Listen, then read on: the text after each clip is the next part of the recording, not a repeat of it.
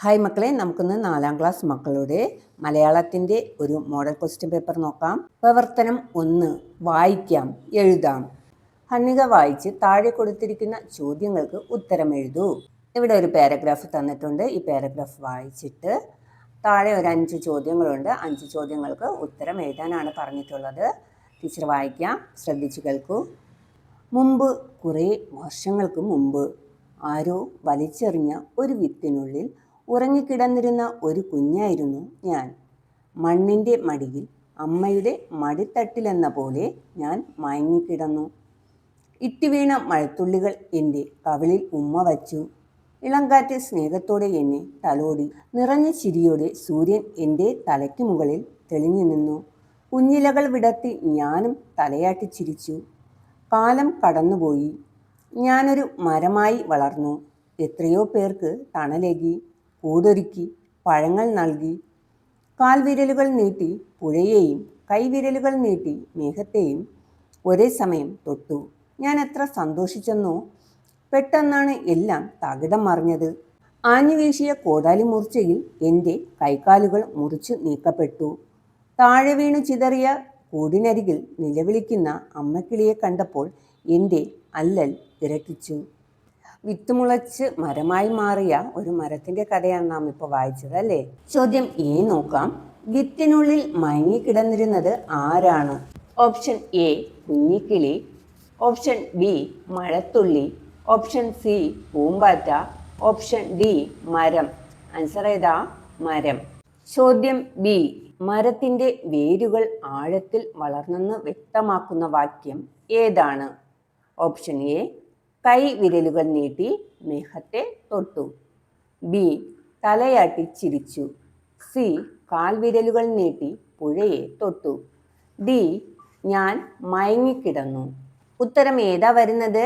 Option C, കാൽവിരലുകൾ നീട്ടി പുഴയെ തൊട്ടു. അതായത് മരത്തിൻ്റെ വേരുകൾ ഏതായിരിക്കും വരുന്നത്? ഇത് തന്നെയായിരിക്കും, അല്ലേ?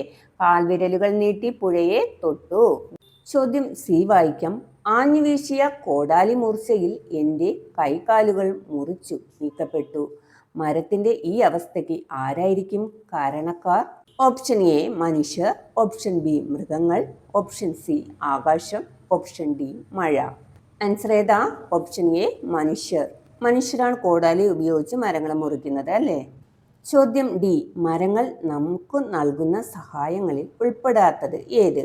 ഓപ്ഷൻ എ തണൽ, ഓപ്ഷൻ ബി കൂട്, ഓപ്ഷൻ സി വെയിൽ, ഓപ്ഷൻ ഡി പഴങ്ങൾ. ആൻസർ ഏതാ വരുന്നത്? ഓപ്ഷൻ സി വെയിൽ. മരങ്ങൾ നമുക്ക് തണലാണ് നൽകുന്നത്, അല്ലേ? വെയിൽ മരങ്ങൾ നമുക്ക് നൽകില്ല. ചോദ്യം ഇ. സങ്കടം എന്നർത്ഥം വരുന്ന ഏത് പദമാണ് കഥാഭാഗത്ത് നൽകിയിട്ടുള്ളത്? ഓപ്ഷൻ എ മൂർച്ച, ഓപ്ഷൻ ബി തളിര്, ഓപ്ഷൻ സി ഇളം, ഓപ്ഷൻ ഡി അല്ലൽ. ഉത്തരമേതാ? സങ്കടമായി വരുന്ന പദം അല്ലൽ. പ്രവർത്തനം 2, വരികൾ കൂട്ടിച്ചേർക്കാം. മക്കളെ, ഇവിടെ ഒരു കുഞ്ഞു പാട്ട് തന്നിട്ടുണ്ട്. ആ പാട്ടിൻ്റെ തുടർ വരികൾ 4 വരികൾ എഴുതി ചേർക്കുകയും വേണം. നമുക്ക് നോക്കാം. മാനത്തു മഴ വരുമാഘോഷം, പാടത്തിനതു കണ്ടു സന്തോഷം. മാനത്തു കൊട്ടും കുഴൽപ്പാട്ടും, പാടത്തു വെട്ടും വിതപ്പാട്ടും. മാനത്തു മേഘത്തിൻ തേരോട്ടം, പാടത്തു കുളിരിൻ്റെ നീരോട്ടം. മാനത്തെയും പാടത്തെയും കാഴ്ചകൾ ചേർത്ത് 4 വരികൾ കൂട്ടിച്ചേർക്കൂ. ടീച്ചർ 4 വരി തന്നിട്ടുണ്ട്, നോക്കിയേ. മാനത്തു മിന്നലിൻ പൊൻവെളിച്ചം, പാടത്തു കാറ്റിൻ തണുത്ത സ്പർശം. മാനത്തു വന്ന മഴവില്ല്, പാടത്തു വിളയും പൊൻകതിര്. പ്രവർത്തനം 3, ചിഹ്നം ചേർക്കാം. താഴെ കൊടുത്തിരിക്കുന്ന ഭാഗം വായിച്ച് ഉചിതമായ ചിഹ്നങ്ങൾ ചേർത്തെഴുതുക. നല്ല ഉറക്കത്തിലായിരുന്നു കുഞ്ഞനുറുമ്പ്. നേർത്ത നനവുള്ള പച്ച പുൽത്തകിടിയിലൂടെ തെന്നി പോകുന്നത് അവൻ സ്വപ്നം കണ്ടു. നല്ല രസം. അവൻ കൂടുതൽ ഉത്സാഹത്തോടെ തെന്നി നീങ്ങാൻ തുടങ്ങി. കുഞ്ഞാ, നീ ഇനിയും എഴുന്നേറ്റില്ലേ? അമ്മയുടെ ശബ്ദം കേട്ട് അവൻ ഞെട്ടിയുണർന്നു. മക്കളെ, നമ്മളിപ്പോൾ വായിച്ച ഭാഗത്ത് ഒരു ചിഹ്നങ്ങളും നൽകിയിട്ടില്ല. നാം ചെയ്യേണ്ടത് ഉചിതമായ ചിഹ്നങ്ങൾ ചേർത്ത് എഴുതുകയാണ് വേണ്ടത്. മക്കളെ, ഇവിടെ ടീച്ചർ ചിഹ്നങ്ങൾ ചേർത്ത് എഴുതിയിട്ടുണ്ട്. നല്ല ഉറക്കത്തിലായിരുന്നു കുഞ്ഞനുറുമ്പ്. മക്കളെ, അവിടെ ഫുൾ സ്റ്റോപ്പ് വരണം. നേർത്ത നനവുള്ള പച്ചപ്പുൽത്തകിടിയിലൂടെ തെന്നിത്തെന്നി പോകുന്നത് അവൻ സ്വപ്നം കണ്ടു. ഇവിടെയും ഫുൾ സ്റ്റോപ്പ് വരണം. നല്ല രസം. ഇവിടെ എന്ത് ചിഹ്നമാണ് ഇടേണ്ടത്? അത്ഭുതത്തിൻ്റെ ചിഹ്നമാണ് ഇടേണ്ടത്. അവൻ കൂടുതൽ ഉത്സാഹത്തോടെ തെന്നി നീങ്ങാൻ തുടങ്ങി. ഇവിടെയും ഫുൾ സ്റ്റോപ്പ് വരണം. കുഞ്ഞാ, ഇവിടെ കോമ വരണം. നീ ഇനിയും എഴുന്നേറ്റില്ലേ? ഇവിടെ എന്ത് വരണം? ക്വസ്റ്റ്യൻ മാർക്ക് വരണം. അമ്മ പറയുന്നതാണ് അല്ലേ? കുഞ്ഞ മുതൽ എഴുന്നേറ്റില്ലേ ആ ഭാഗം വരെ കൊട്ടേഷൻ മാർക്ക് ഇടണം. 2 കോമ പോലെ വരുന്നത് മുകളിൽ. അമ്മയുടെ ശബ്ദം കേട്ട് അവൻ ഞെട്ടിയുണർന്നു. ഇവിടെയും ഫുൾ സ്റ്റോപ്പ് വേണം. പ്രവർത്തനം 4. പ്രവർത്തനം 4-ൽ 2 പ്രവർത്തനമുണ്ട്. അവയിൽ ഒന്നിന് മാത്രം ഉത്തരം എഴുതിയാൽ മതി. 4A-യും B-യും ഉണ്ട്. അതിൽ ഏതെങ്കിലും ഒരു പ്രവർത്തനത്തിന് മാത്രം മക്കൾ ഉത്തരം എഴുതിയാൽ മതി. അപ്പോൾ 4A നോക്കാം. സംഭാഷണം എഴുതാം. ആബിദക്കുട്ടിയുടെ കൈവിട്ട് പറന്നുയർന്ന പട്ടൂസ് മാനത്തു പറന്നു നടന്നു. അവന് ആകെ പ്രയാസമായി.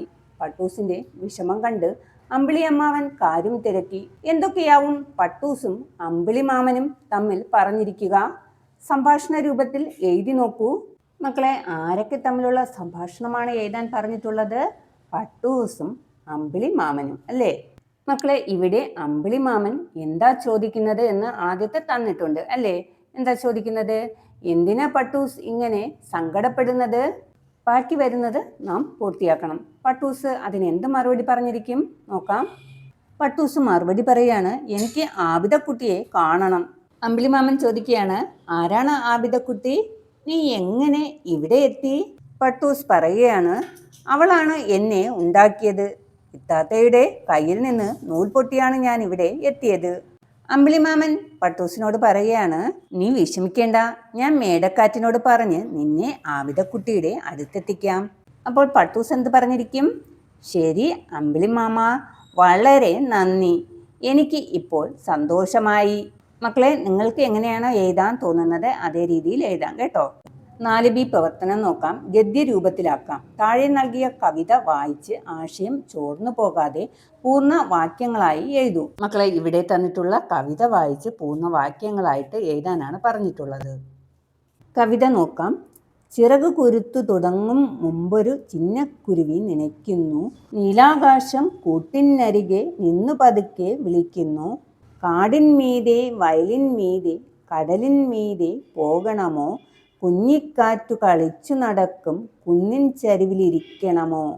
മക്കളെ, ഈ കവിതയിലെ 3 വാക്കുകളുടെ അർത്ഥം തന്നിട്ടുണ്ട് നോക്കാം. കുരുത്തു എന്ന് പറഞ്ഞാൽ എന്താ? മുളച്ചു.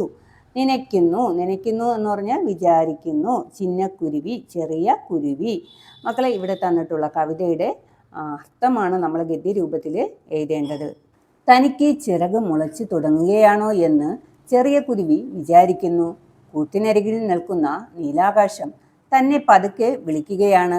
കാടിനും വയലിനും കടലിനും മീതെ പറന്നു പോകണമോ? അതോ കുഞ്ഞിക്കാറ്റ് കളിച്ചു നടക്കുന്ന കുന്നിൻ ചരിവിൽ ഇരിക്കണമോ എന്ന് കുരുവി ആലോചിക്കുന്നു. പ്രവർത്തനം 5. പ്രവർത്തനം 5-ൽ 2 പ്രവർത്തനം ഉണ്ട്. അവയിൽ ഒന്നിന് മാത്രം ഉത്തരമെഴുതിയാൽ മതി. മക്കളെ, പ്രവർത്തനം 5-ൽ 2 പ്രവർത്തനമുണ്ട്. 5A, 5B. ഇതിൽ ഏതെങ്കിലും ഒന്നിന് നിങ്ങൾ ഉത്തരം എഴുതിയാൽ മതി. 5A, കത്തെഴുതാം. മൈക്കിൾ ചേട്ടൻ്റെ സൈക്കിൾ വാടകയ്ക്കെടുത്ത് ചന്ദ്രനിലേക്ക് യാത്ര പോയ കുട്ടിയുടെ അനുഭവങ്ങൾ കൂട്ടുകാർക്ക് ഓർമ്മയില്ലേ? യാത്ര പോയ കുട്ടി തൻ്റെ അനുഭവങ്ങൾ കൂട്ടുകാരനായ സോനുവിനെ ഒരു കത്തിലൂടെ എഴുതി അറിയിച്ചു.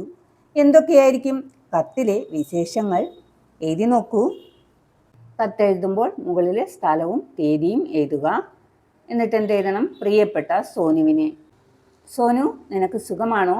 ഞാൻ ചന്ദ്രനിൽ നിന്നുള്ള യാത്രയൊക്കെ കഴിഞ്ഞ് സുരക്ഷിതമായി വീട്ടിൽ തിരിച്ചെത്തി. മൈക്കിൾ ചേട്ടൻ്റെ സൈക്കിളിൽ നടത്തിയ ആ യാത്ര മറക്കാൻ പറ്റാത്ത ഒരു അനുഭവമായിരുന്നു. ഞാൻ മൈക്കിൾ ചേട്ടൻ്റെ സൈക്കിളിൽ ആകാശത്തെത്തി.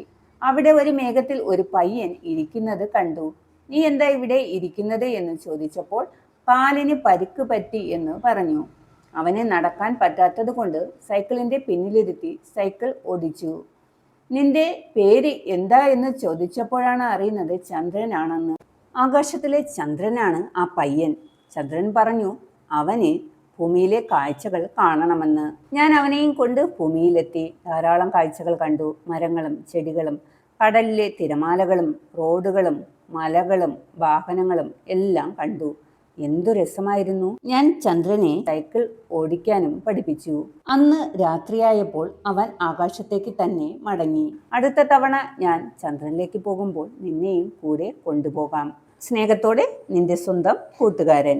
5B യാത്രാ അനുഭവ വിവരണം. നിരവധി യാത്രകൾ കൂട്ടുകാർ നടത്തിയിട്ടുണ്ടല്ലോ. അവയിൽ ഏറ്റവും ഇഷ്ടമായ യാത്ര ഏതാണ്? യാത്രയിൽ ഒപ്പം ഉണ്ടായിരുന്നവരെയും കണ്ട കാഴ്ചകളെയും ഉൾപ്പെടുത്തി ആകർഷകമായ ഭാഷയിൽ ആ യാത്രാനുഭവങ്ങൾ ഒന്ന് എഴുതി നോക്കൂ. മറക്കാനാവാത്ത ഒരു മൂന്നാർ യാത്ര. എൻ്റെ ജീവിതത്തിലെ ഏറ്റവും മനോഹരമായ ഒരു യാത്രയായിരുന്നു കഴിഞ്ഞ വെക്കേഷൻ കാലത്ത് കുടുംബത്തോടൊപ്പം നടത്തിയ മൂന്നാർ യാത്ര. അച്ഛനും അമ്മയും ചേച്ചിയും ഞാനും ചേർന്നായിരുന്നു ഈ യാത്ര പോയത്. അതിരാവിലെ തന്നെ ഞങ്ങൾ കാറിൽ യാത്ര തിരിച്ചു. വഴിയിലുടനീളം മനോഹരമായ മലനിരകളും പച്ചപ്പു നിറഞ്ഞ തേയിലത്തോട്ടങ്ങളുമായിരുന്നു. തണുത്ത കാറ്റ് ഞങ്ങളെ തഴുകി തലോടി കടന്നുപോയി. ഇടയ്ക്ക് വഴിയരികിൽ കണ്ട ഒരു വലിയ വെള്ളച്ചാട്ടത്തിന് മുന്നിൽ ഞങ്ങൾ വണ്ടി നിർത്തി. വെള്ളച്ചാട്ടത്തിലെ തണുത്ത വെള്ളം മുഖത്ത് വീണപ്പോൾ എനിക്ക് വലിയ സന്തോഷം തോന്നി. അവിടെ വെച്ച് ഞങ്ങൾ ഒരുപാട് ചിത്രങ്ങൾ എടുത്തു. ചൂടുള്ള ചായയും കുടിച്ച് തേയിലക്കാടുകളുടെ ഭംഗിയും ആസ്വദിച്ചാണ് ഞങ്ങൾ മടങ്ങിയത്. മനസ്സിന് കുളിർമയും ഒരുപാട് നല്ല ഓർമ്മകളും സമ്മാനിച്ച ആ മൂന്നാർ യാത്ര ഞാൻ ഒരിക്കലും മറക്കില്ല. ഇതോടുകൂടി ഈ മോഡൽ ക്വസ്റ്റ്യൻ പേപ്പറിലെ പ്രവർത്തനങ്ങൾ അവസാനിച്ചു. വീണ്ടും അടുത്തൊരു ക്ലാസ്സുമായിട്ട് കാണാം. നന്ദി.